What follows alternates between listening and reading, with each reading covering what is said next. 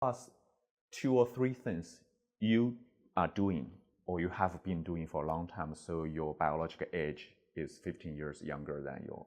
Okay, I can. I want to learn that. I'm ready for that. So on exercise, for example, every day I do 150 push-ups, I do 100 sit-ups, and I do 100 deep knee bends and stretches and balances and all of these kind of things. And I think those are, what happens as you get older is your brain gets less oxygenation. And there are neurons in the brain that are very susceptible to lowering that level of oxygenation. And these are the very neurons that go on to die in Alzheimer's. So exercise is really a critical part of prevention for Alzheimer's and so forth. I think the second thing is, I think it's really important to keep your weight down. I think people should be at the weight they were in high school or college.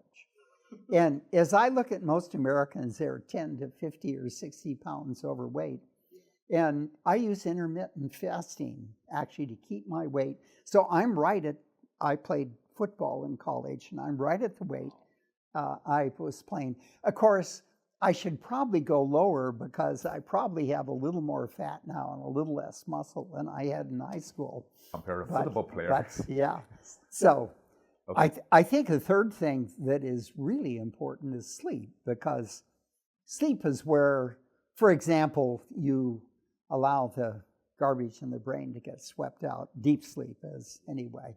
And we want to maximize that possibility. And we were talking earlier about stress. I mean, stress is such a horrendous aspect of modern life. And I think learning to deal in an optimistic way and looking at the positive things in life and just leaving aside all of those things you don't have any direct control over. I mean, in my science, I think determined optimism has been my most outstanding characteristic, because I'm really stubborn. And I don't care when people said the Genome Project was nonsense. Only an idiot would want to do the Genome Project. And they say the same thing for the Phenome Project now. It's nonsense, it's too complicated, it's too expensive, but it's the future, right? And they don't see. I mean, most people are embedded in the present and really have difficulty seeing beyond the present. And so that's our duty, is to be able to deal with patients, with doctors, with healthcare leaders, with regulators, with politicians, and to show them that there is a much better way of doing healthcare than focusing only on disease. And of course, that doesn't mean we don't have to deal with disease, because we'll have it for a long time to come anyway, but it means the major focus should be on keeping people well and preventing the initiation of chronic diseases. Yeah, I totally agree. I think I used to read someone says never underestimate the super stubborn people, because that's right. That's how the world got changed. Yeah. It was changed by those very few super stubborn people. They will just push things forward.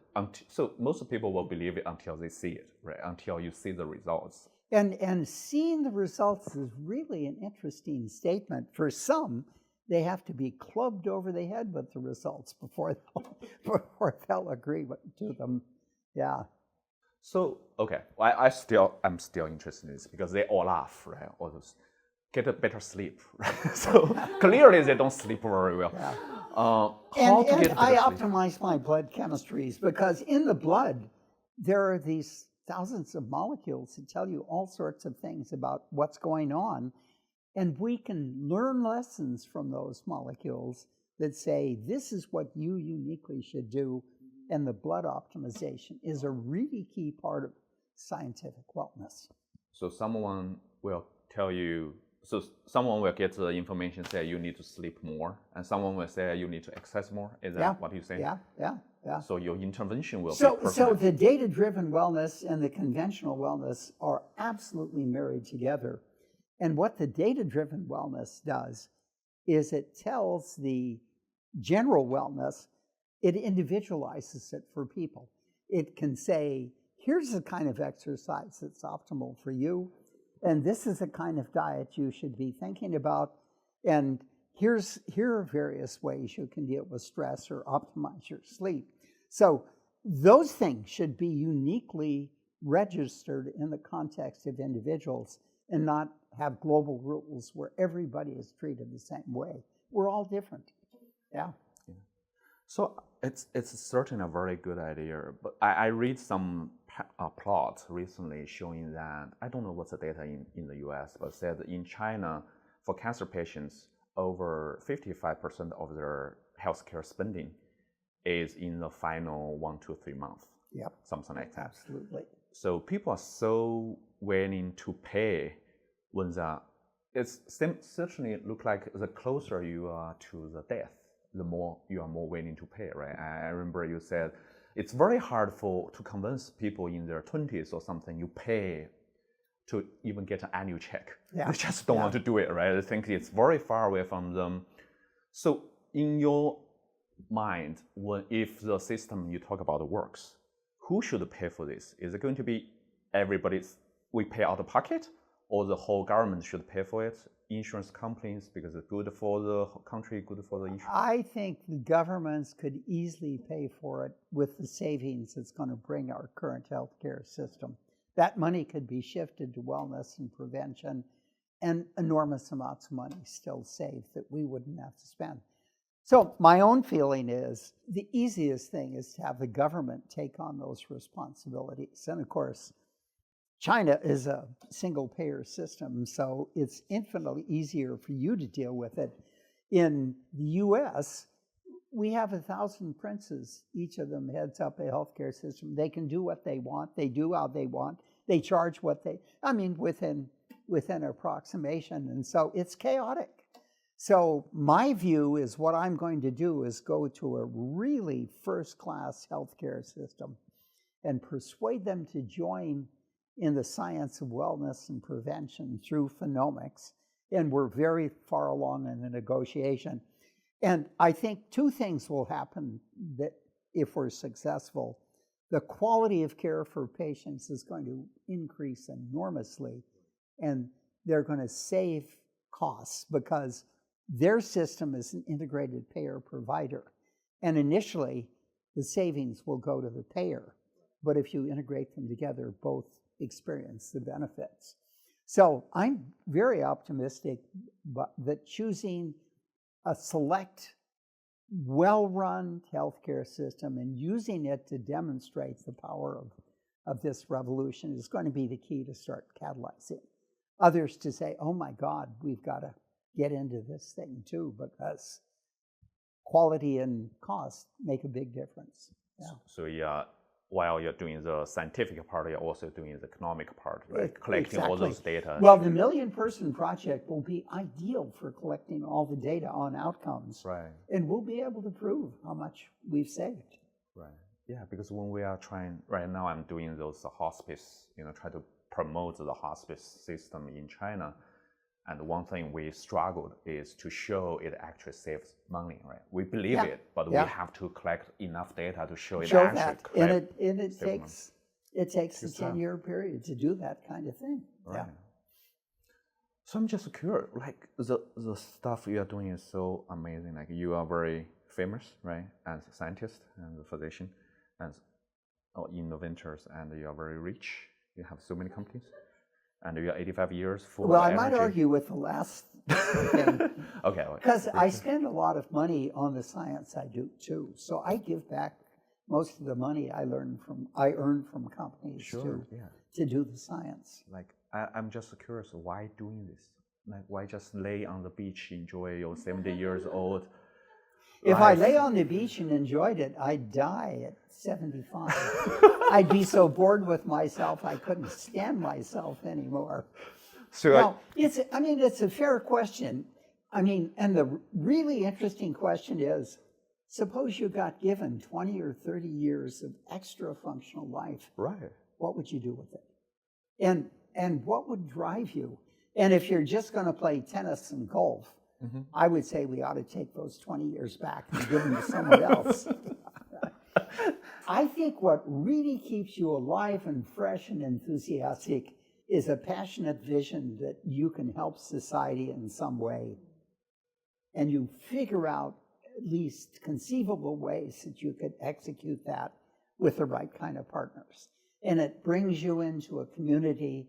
It brings a lot of passion into paradigm changes and new ways of thinking about things. And it keeps you alive because you're arguing against the status quo time and time again. And right. You have to design new and better arguments. But, you know, in the end, it's the data and the results that are going to be the conviction. I mean, either we're going to save money and increase the quality, and you're going to age in a healthy way right up to the very end. You won't get any chronic diseases, and we'll be able in this process to have a diversity of different genomes so we understand how different races respond to disease in very different ways, and we'll be able to deal with them effectively.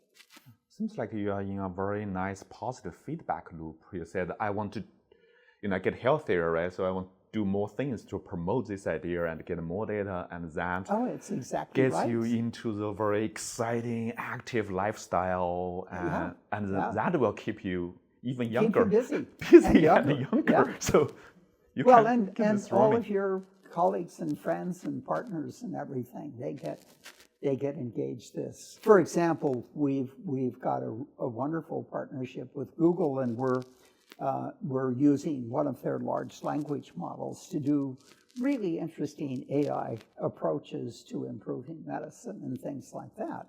And they're very enthusiastic about it, but Google itself doesn't want to get involved and engaged in these things for worry of criticism of, are you stealing patients' data and things like that. So that partnership is absolutely natural. They have a great tool, and we have all the domain expertise to apply it in a very powerful, singular way to transform medicine. And that tool is going to make super docs out of family practitioners, because the partnership between the physician and the AI tool will give them domain expertise for virtually every field of medicine. And imagine if you could treat your patients in every field of medicine as a domain expert. That's the kind of healthcare we can only dream about at this point in time.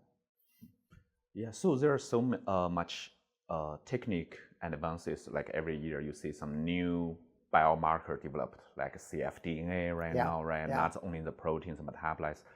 Would you make the protocol of your experiment so flexible that you can incorporate all those new things in it, or you have to run through the whole thing and maybe initiate a new project? No, I think you can easily integrate these new things in very effectively.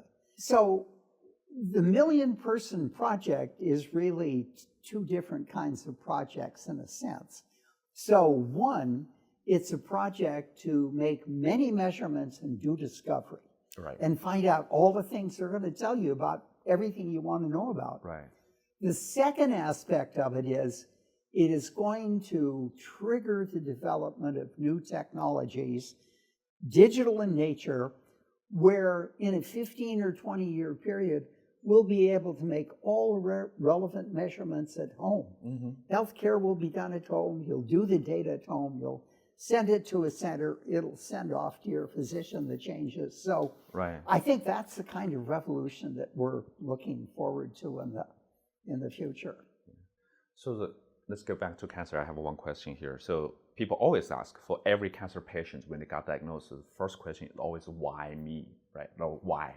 We know cancer is probably a result, a combination of your genome, your lifestyle, the environment, all those kind of things.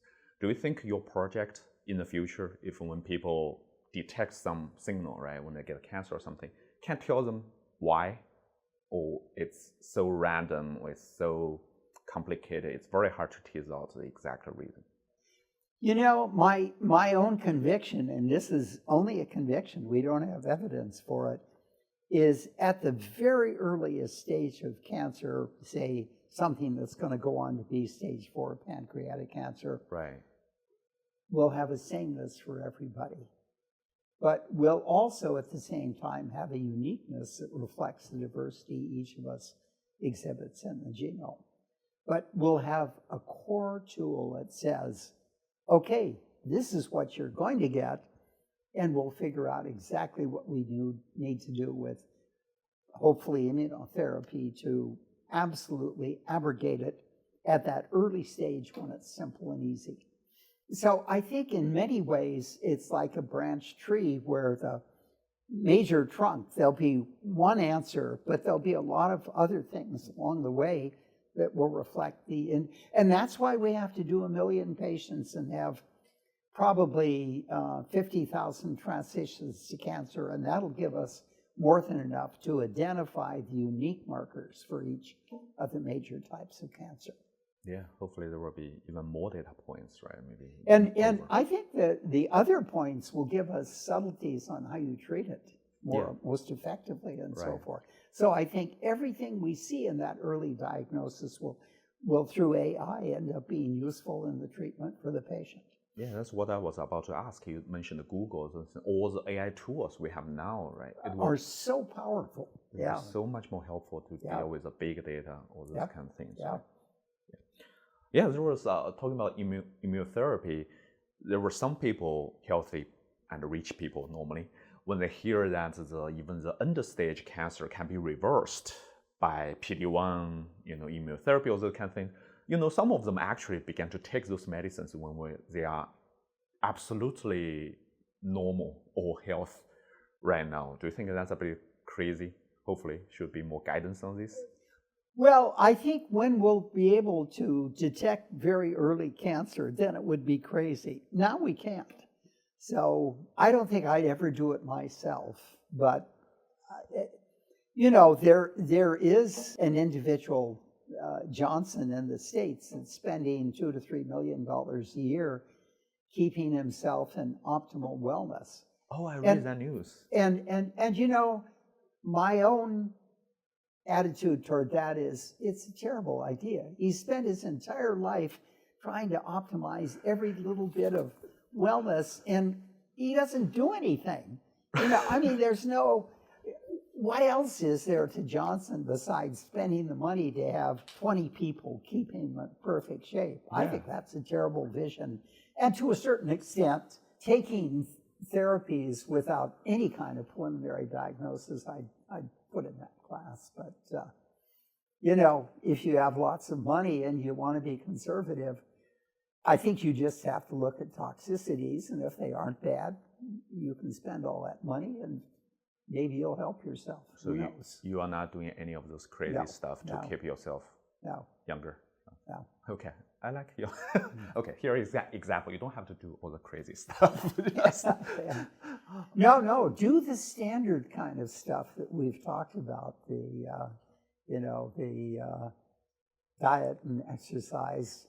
And I think the one non-standard is analyzing the analytes and optimizing your helpful math. That's the essence of scientific wellness and the gut microbiome, those kinds of things. And your genome will give us deep insights into how we can prevent diseases in many interesting ways too. Yeah. So you are convinced that, do you think for most cancer types, like in the body, you can detect them like years in advance? So my gut feeling is we're going to be able to do that. And of the 5,000 people, we had 167 transfer to chronic disease. 35 of those were cancer. And we looked at 10 of the 35, and for every one, we found these proteins that were elevated years before clinical diagnosis. So I think it's going to be absolutely general. So cancer is indeed slowing growing stuff, right? You'll be able to detect it years ahead of clinical detection and almost certainly reverse it much more effectively. Right. Oh, there's one question, I don't know whether it's appropriate. So the iReveal you mentioned, right? The company you founded first, the company is gone, right? Didn't survive. Why was that? Because it's such an important project. Well, I would say of the 18 companies that I started, AirFail was the most important one because it clearly showed the effectiveness of a paradigm change of data-driven health, okay? And I would say it failed for two things. One is we didn't have physicians associated, so all we could do is give actionable possibilities related to wellness and not to disease. Okay. And we found a lot of disease actionable possibilities. And when all we could do was go to the patient and say, you should take this to your doctor. Right. And what we found out is most doctors couldn't interpret the data. Okay. So it was really, I mean, everybody was kind of uncomfortable and the patients were angry. Well, why don't you tell me? And, you know, and part of it was 23andMe was shut down for making diagnoses absent doctors. The second thing is we thought it would have much wider application, but the cost of genomics was large enough that a lot of people in the US are used to their health insurance paying for their health. Right. And they're not used to having themselves pay for it. Yeah. Even though they'll spend enormous numbers of dollars on supplements. So, Right. so it's all, but those were reasons. And the Million Person Project, I think, will develop the technology that make the costs very, very reasonable. And we have physicians associated with it now, so that won't be a problem. Sure. Yeah, so all those past experiences, even though, you know, it It actually was helped. a pioneering company. It was Yeah. the most important company I ever did. I helped start Amgen, and of course, it's one of the most successful. But I'd say Airvale pointed the way to a kind of healthcare that we'll see in the future. That's what you really want to do, right? Exactly. In the next 30, 40 years. Until I would say 120. in the next 15 years, I want to see it. See, I want to see this before I go. Before 100. Let's keep it 100 years old. Yeah, 105, 110, I'll make it. Okay. Awesome. I'm looking forward to that. Oh yeah, I read the Wikipedia page of yours, and there is said your old mentor, Dr. Dreyer, right? Dreyer. Yes. Dreyer says, give you 2 pieces of advice, right? Quote, if you want to practice biology, do it on the leading edge. And if you want to be on the leading edge, invent new tools for deciphering the biological information. So you have been doing this for many, many times, right? The 6, 7, I believe, different paradigm shifts you have been participating and promoting. Now, for finishing what you are trying to do here, do you think there are some tools and you really want to invent? It's not there, at least not perfectly yet. AI. That's AI. the big one we're working on. That I think it alone will be the most transformational. Again, making super docs out of every doc. They'll have in their hands, with the partnership with AI, the ability to be a domain expert in all these different fields. So talking about the AI, you know Watson, right? Watson used to be a big thing, and everybody's so excited that Watson will help the oncologist help diagnose, but it didn't work out very well. Well, I'll tell you, I went to IBM about 6 weeks before they shut this down. Okay. And I talked with him, and I said, look, your big failing is you think super smart engineers can figure out what doctors need, and you can't. You need to bring in physician or medical expertise that can really tell you what they need. And they totally ignored that. And that's the reason they are where they are today. I mean, Watson is doing all sorts of other kinds of things, but they totally failed. And that's what's happening with a lot of large language models that are doing exciting things. They only have one dimension of expertise, and that's the AI. Right. If they don't have the medicine, if they don't have the retail, if they don't have the other things they're trying to do, they're not going to succeed. You need to put all of those expertises together.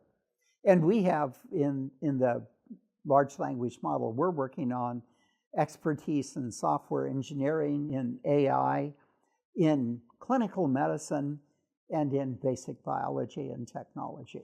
And that at a minimum, you need all of those things to be able to get it right so that the physicians can feel comfortable with the information they're getting and come to recognize, what was really interesting is, you remember when the first AI model beat the Grandmaster? And the interesting thing that happened next is the Grandmaster said to himself, okay, suppose I partner with the AI and we go back and then play the AI. Right. And he was able to demonstrate that the human plus the AI beat every time the AI, because the human brings in a dimension of creativity and originality and maybe non-rationality on strategies, whereas the AI does all the number crunching to figure out how to do things. That's exactly what physicians and AI are going to do. So the AI won't take away their choices. It'll give them an enormous freedom and potential for practicing ways they never could imagine before. So the young people should still go to medical school, right? They should still go to medical school. They will not lose their job. But I would, as an undergraduate, take a major in AI or computer science or data analysis. I mean, data is the essence of everything in the future, so you need to learn how to manipulate that. So the engineers need to cooperate, working with physicians, and absolutely need more physicians to understand AI or the the multidisciplinary teams are going to win every time. Do you think our education system is doing that now? Not very effectively. I think they give lip service to it, but how you practice it is a little harder. Yeah. So if everybody live until 120 or something like that, do you worry about anything happen to the society? Everybody's so healthy and old. Well, I think, there is a book called The 100-Year Life, which pointed out if you had an extra 20 years, there'd be major psychological and sociological questions we'd have to deal with. So one is, what's the motivation that will drive you through this time? What are you going to be passionate about? What are you going to enjoy? How are you going to collect friends and keep that pool of people that you're interacting with? Where are you going to get the money that will let you survive when you're 100, unless government is paying retirement insurance and things like that? And the other thing is, if you live this long, many people's jobs are going to go out of business. So you have to learn how to create new job opportunities as you go through this long life. So there are many changes that this is going to require. But on the other hand, it gives us the potential in our older years, when we've accumulated this wisdom and knowledge and insight, of really doing important things with and for society. And I think that should be a very important part of what we teach children about the opportunity of the 100-year life to be. That is, you ought to be returning to society things that will make it better. That's great. It's really... So you mentioned you have 4 good teachers, right? Mm-hmm. In your childhood. What do you think is a good educator look like? Or what defines a good teacher? Well, I would say what defines a good teacher is knowledge of this subject and the ability to teach it in a passionate way that gets students excited. That's number 1.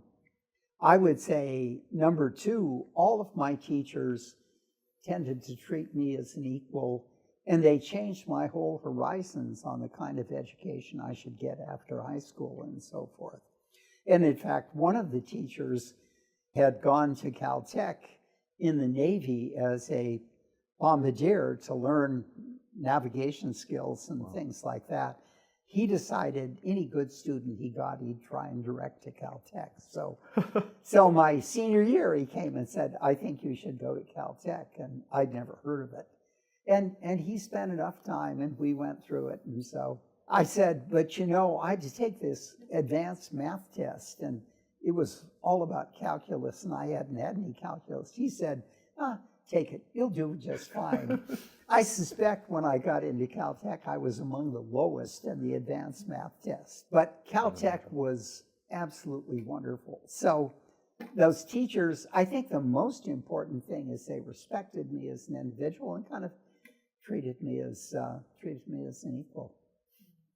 Yeah, I asked that question. First of all, I'm very interested in this. So there was once someone said, maybe there you have a passport name card that you can only put in one title, what that will be.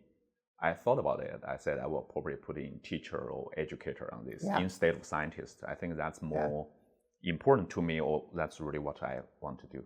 What would be your title if you have only put one thing on your name card? I'd put missionary. Missionary. I felt I've been a missionary my entire life for new ideas. Cool. So final question, a little bit longer than that. So at the end of the day, when you want people to remember Lee Hood, what's that sentence? Just try to finish that sentence, right? So Lee Hood. I like them to remember me as a passionate advocate of a transformational kind of healthcare focused on wellness and prevention. All right, perfect. That's all the questions I have. Yeah. Okay. Thank you so much. Thank you. Very nice to meet you. Yeah. Is that good? Awesome. Well, good. Excellent questions. Yeah, it was fun. I did my homework. Yeah, you did do your homework. But to be honest, this is the first time I did an interview like this. Oh, is that right? Yeah. Not to a person at your level. Normally, I chat with my friends, all those things. Just ask all sorts of fun questions. Not in English either. So this is the first time I'm a little bit nervous. But I think it went well. You did terrifically well. Yeah. Thank you for the encouragement. Yeah. That's what Keep it up. Good teachers do.